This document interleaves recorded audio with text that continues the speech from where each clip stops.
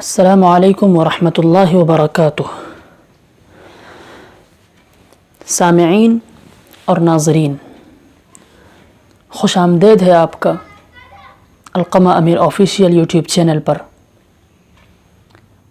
ہم نے جو سلسلہ شروع کیا ہے واٹ از ڈیموکریسی کا نام سے، یہ اس کا 6th ولاگ ہے، اور یہ اس ولاگ میں جو ہم بتانا چاہتے ہیں اس کا کچھ حصہ 5th ولاگ میں گزر چکا ہے۔ اگر آپ نے 5th ولاگ نہ دیکھا ہو تو لنک ہم نے ڈسکرپشن میں دے دی ہے، آپ پہلے وہ دیکھ لیں پھر یہ دیکھیں تاکہ بات اچھی طرح سمجھ میں آ جائے۔ ہم نے بتایا تھا پچھلے ولاگ سے ہم نے ڈیموکریسی پر انالائز شروع کیا تھا اور اس کا ہم کچھ تجزیہ کر رہے تھے، اسی کا کچھ حصہ یہاں ہے۔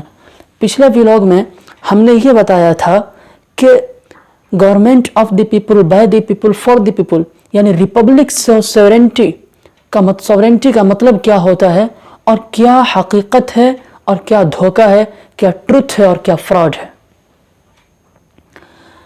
پھر ہم نے آخر میں اشارہ کیا تھا اس بات کی طرف کہ ریپبلک سوورنٹی کا پھر پرپس کیا ہوگا اور کیا مقصد ہوگا ڈیموکریسی کا۔ ہم یہاں اس پر بیان کریں گے۔ عوام کو بے معیار طریقے سے حاکم ماننے کے بعد سوال یہ پیدا ہوتا ہے کہ what is the purpose of democracy, جمہوریت کا مقصد کیا ہے۔ اس سوال کے جواب میں ماہرین نے بہت زیادہ مغز پیچی کی ہے اور بہت دماغ لگایا ہے، کوئی جواب نہیں بنا تو عاجز آ کر انہوں نے یہ کہا کہ اس کا مقصد ہے عوام کو خوشی فراہم کرنا۔ اب سوال یہ ہے کہ خوشی فراہم کرنا مقصد ہے تو ہم کہتے ہیں کہ خوشی تو یہ ایک ایکسٹرا چیز ہے۔ بھائی ایک کو ایک کام میں خوشی ہوتی ہے، دوسرے کو دوسرے کام میں خوشی ہوتی ہے، کسی کو اچھے کام میں خوشی ہوتی ہے، کسی کو برے کام میں خوشی ہوتی ہے، اور مان کے چلیے اگر خوشی ہو بھی گئی تو کیا ایک خوشی سب کو ہوگی یا اکثریت کو ہوگی؟ میجورٹی کو ہو سکتی ہے نا، تو پھر تو وہ میجورٹی کی حکومت ہوئی، سورنٹی آف میجورٹی۔ پھر مائنورٹیز کہاں گئی اس میں؟ خوشی سب کو تو حاصل نہیں ہوئی نا، بعض کو خوشی حاصل ہوئی، تو پھر بعض کہاں گئے؟ پھر ریپبلک سورنٹی کا مطلب کیا ہوا؟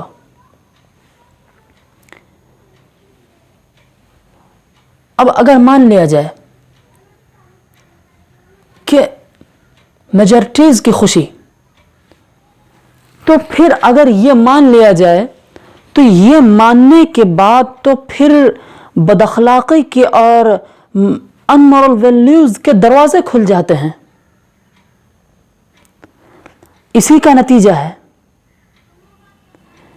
کہ جو کچھ یورپ کے ممالک میں ہو رہا ہے اس وقت عوام کی خوشی کے نام پر، میں اس کو آگے بیان کروں گا کہ کیا خطرناک ریزلٹس اور بھیانک نتائج ہیں اس کے۔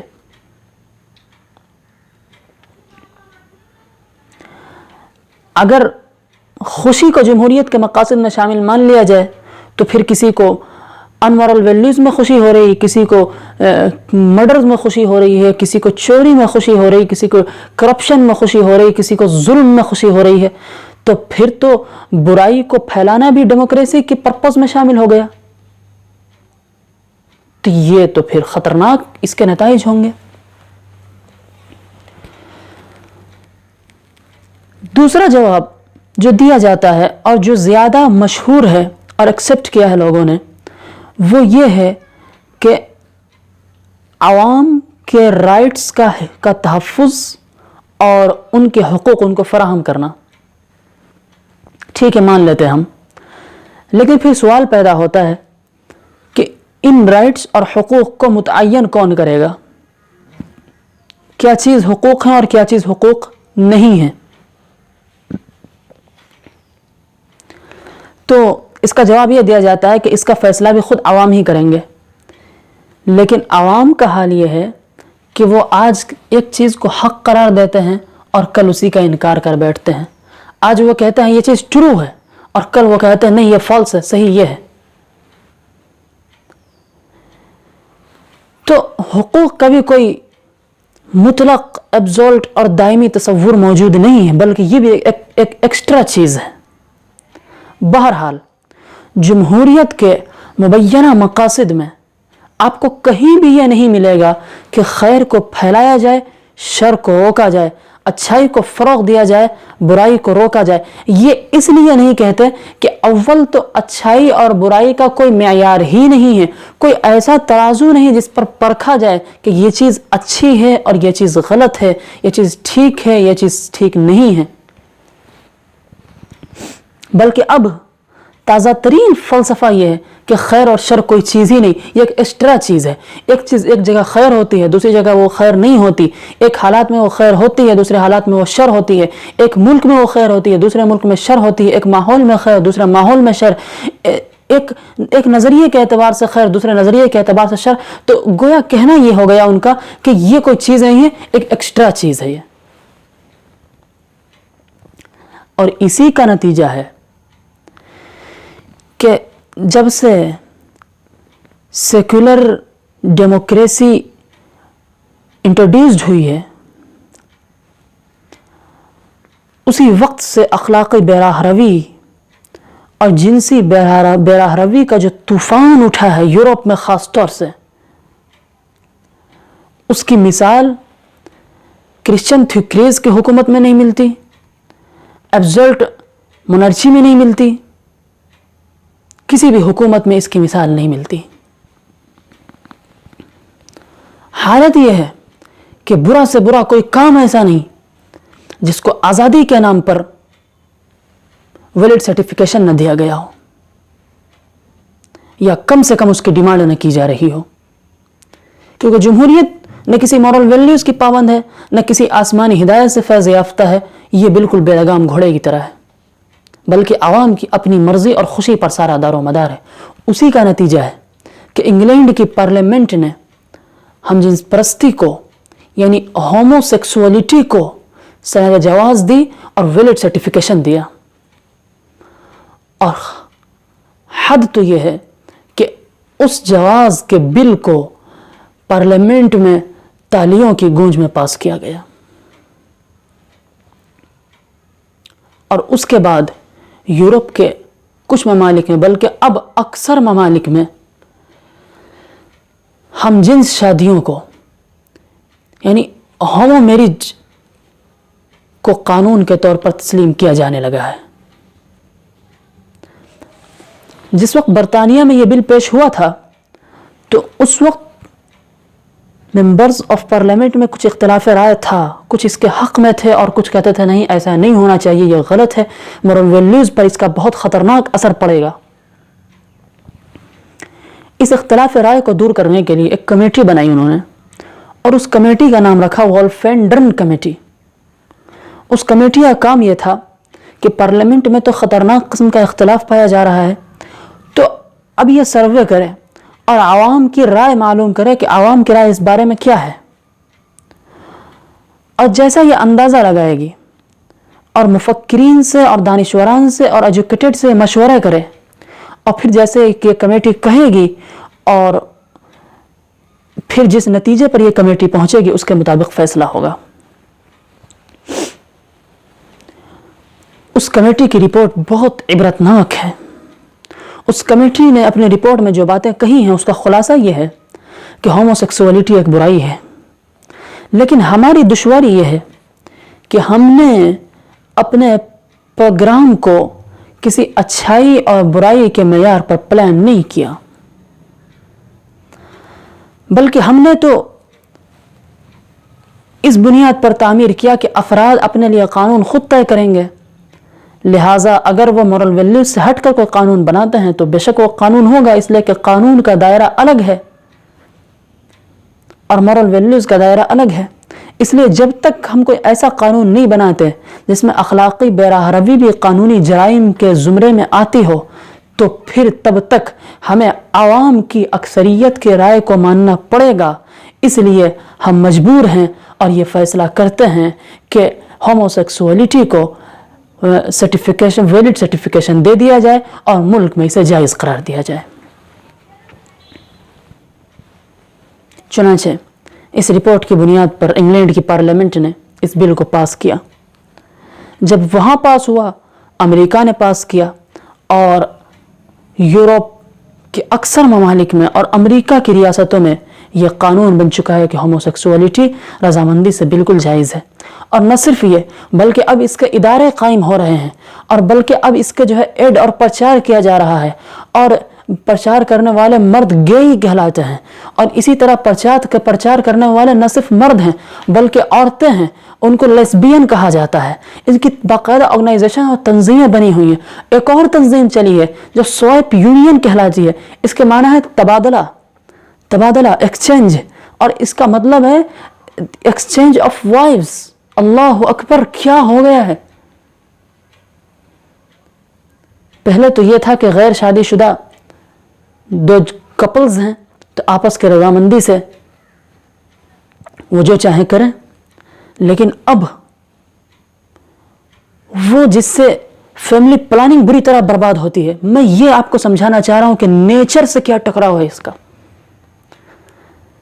जब यह कानून बना दिया गया और उसके बाद अब बहुत से ममालिक में स्वैप यूनियन और बल्कि स्वैप बिल की डिमांड होने लगी, एक्सचेंज ऑफ वाइव्स की जो है डिमांड होने लगी, तो उसका नतीजा मुआशरे पर और सोसाइटी पर क्या पड़ेगा।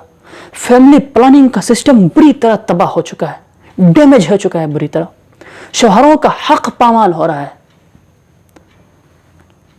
वाइफ्स के हकूक की, औरतों के हकूक की कमेटियां हैं और वो इन हकूक की डिमांड करती हैं, लेकिन मर्दों के हकूक कहां जाएंगे। ये शौहरों का हक इससे पामाल हो रहा है, वो कहां जाए। स्वैप यूनियन की तंजीम की तरफ से आवाज उठ रही थी कि यह पाबंदी खत्म होनी चाहिए और अब शादीशुदा औरतों को भी इजाजत मिलनी चाहिए कि वो जो चाहे करें। उसका नतीजा यह है कि एक बहुत बड़ी तादाद गैर साबितुन नसब है, जिनकी मां तो है बाप का पता नहीं।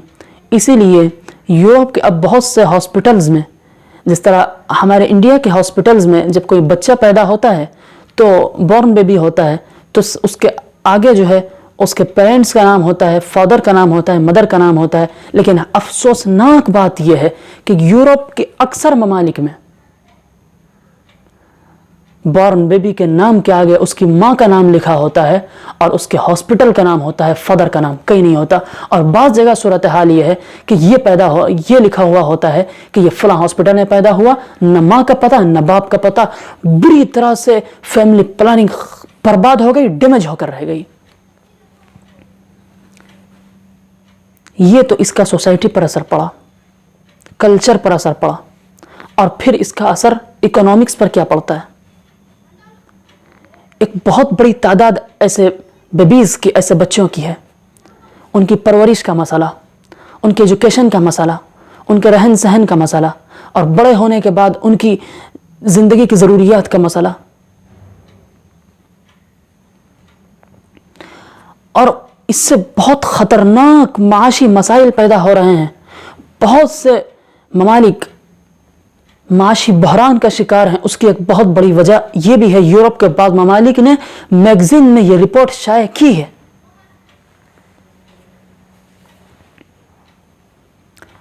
और बल्कि अब तो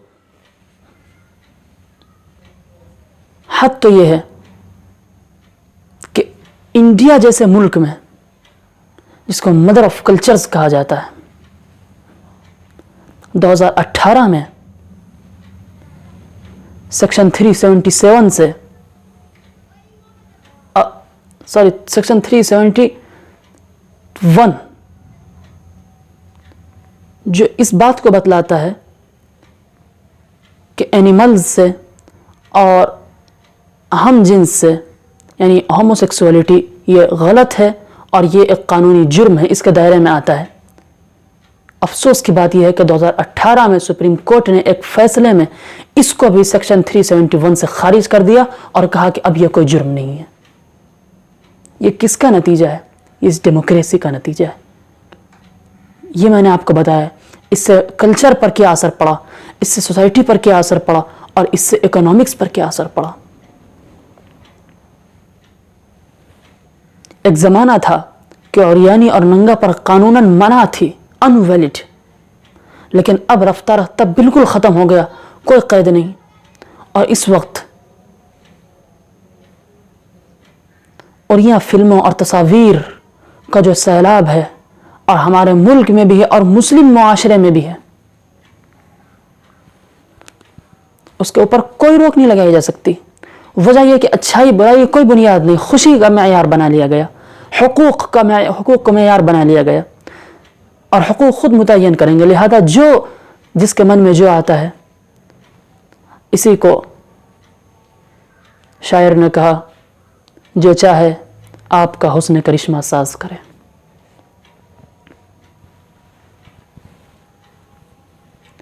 تو غرض کوئی برا سے برا کام ایسا نہیں جس کو جمہوریت میں ویلڈ قرار نہ دیا گیا ہو. اس کا ایک نتیجہ یہ ہے کہ فیملی سسٹم تباہ ہو چکا، یعنی خاندان کے جو رشتے تھے وہ ختم ہو چکے. باپ بیٹے کو نہیں جانتا، بیٹا باپ کو نہیں جانتا، ماں بیٹی کو نہیں جانتی، بیٹی ماں کو نہیں جانتی. اور اسی کا اثر ہے کہ اللہ تعالیٰ نے عذاب کے طور پر ایڈز کی بیماری مسلط کر دی. یہ بیماری کیسے پیدا ہوئی؟ اس پر سب کا اتفاق ہے کہ بیماری دو چیزوں سے پیدا ہوئی. ایک ہوموسیکسولیٹی، یعنی ایک مرد کا کئی مردوں سے، ایک عورت کا کئی عورتوں سے غلط طریقے سے تعلق قائم کرنا.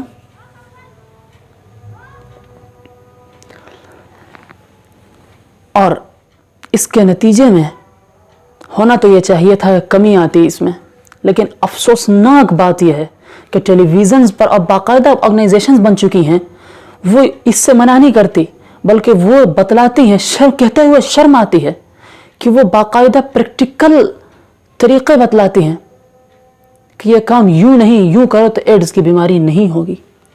کتنی گھناؤنی بات ہے، اور کہتے ہوئے شرم آتی ہے. لیکن میں کیا کہوں، حق سے مجبور ہوں میں کہ بہت سے کالجز میں، اور مجھے معلوم ہے انڈیا میں بھی ایسے بہت سے کالجز ہیں جن میں ایک ڈبہ لگا ہوا ہوتا ہے اور جس کے اوپر کنڈوم لکھا ہوا ہوتا ہے.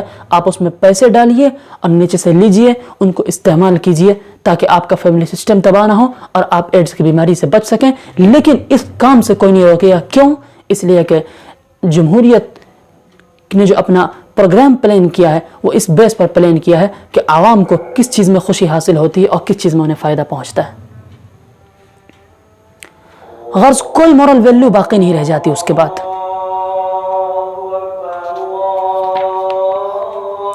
اور کمال یہ ہے کہ انتہائی حیرت ناک بات یہ ہے کہ جس معاشرے میں زنا اور ریپ کوئی مشکل نہیں، آسانی سے کوئی بھی رضامندی سے کر سکتا ہے، کسی بھی عورت سے ناجائز تعلق قائم کرنے میں کوئی رکاوٹ نہیں ہے، برسر عام طوائفوں کا سلسلہ بے روک ٹوک جائز ہے. بعض ملکوں میں عصمت فروشی، پروسٹیوشن جو بالکل جائز ہے، ویلڈ ہے، اس معاشرے میں زنا بالجبر کے ڈھیروں واقعات اور کیسز روزانہ برپا ہوتے ہیں. کیوں؟ اس کی ایک وجہ ہے، شریعت نے اسی لیے، یہ شریعت کے مزاج کو آپ سمجھئے کہ کتنی دور تک شریعت دیکھتی ہے. اسی لیے قرآن مجید میں اللہ تعالیٰ نے مردوں کو حکم دیا کہ اپنی نگاہ کو نیچے رکھیں، عورتوں کو حکم دیا کہ وہ گھر سے باہر قدم نہ نکالے. کیوں؟ کہ جب نگاہ اٹھے گی تو یہ جو ریڈیشن ہوگا ایک دوسرے کو اپنی طرف کھینچے گا، اور یہ کہاں تک لے کر جائے گا اس کی کوئی روک ٹوک نہیں ہے. اسی لیے کہا گیا کہ حرام کام میں جو خوشی ملتی وہ حلال میں نہیں ملتی. آپ خوشیوں کا اگر بیس بنائیں گے تو پھر جرائم، کرائمز اور کرمنلز کا ایک بازار گرم ہوتا جائے گا، پھر کرپشن ہوگا، پھر مورل ویلیوز کو تباہ کیا جائے گا، پھر فیملی سسٹم برباد ہوگا، پھر آپ اسے روک نہیں سکتے.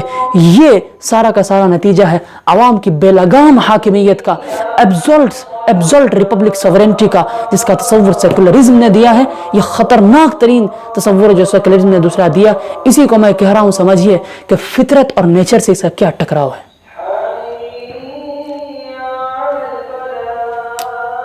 یہ تو دو پہلو پر میں نے بات کی، ایسے کئی پہلو ہیں جن پر بات کرنا ابھی باقی ہے۔ میں نے سوچا تھا کہ شاید 2 ولاگ میں یہ بات مکمل ہو جائے گی، لیکن ایسا لگتا ہے کہ اگلے ولاگز تک بھی اس کو جاری رکھنا پڑے گا۔ آپ اس پر غور کیجئے اور میری باتوں کو بار بار دھیان سے سنیے اور اس کا جائزہ لیجئے اور کمنٹ باکس میں اپنی رائے دیجئے۔ اگر آپ کو ویڈیوز پسند آئی ہوں تو اس کو لائک کیجئے، اور کن ٹاپکس پر مزید ویڈیوز بننی چاہیے آپ ہمیں اس سے مطلع کیجئے کمنٹ باکس میں۔ انشاءاللہ ہم آپ کی امیدوں کو پورا کرنے کی کوشش کریں گے۔ آپ کا یہ بھائی، آپ کا دوست اور آپ کا بیٹا اور قوم کا آپ خادم آپ سے بہت زیادہ دعاؤں کی درخواست کرتا ہے۔ السلام علیکم ورحمۃ اللہ وبرکاتہ۔